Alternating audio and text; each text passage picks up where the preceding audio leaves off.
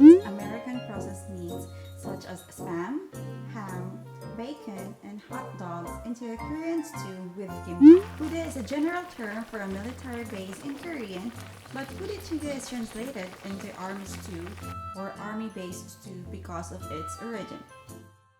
In the 1950s, food was extremely scarce after the three-year-long Korean War, which ended in 1953.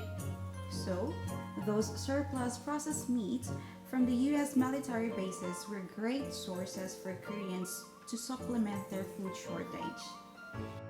In the city of Uijeongbu, about 12 miles northeast of Seoul, where US Army bases are stationed, a restaurant owner started to make a stew with those meats from the Army bases.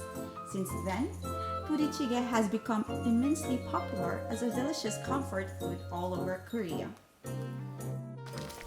Now, let's start making this easy to make recipe that you will surely enjoy eating with your family and friends.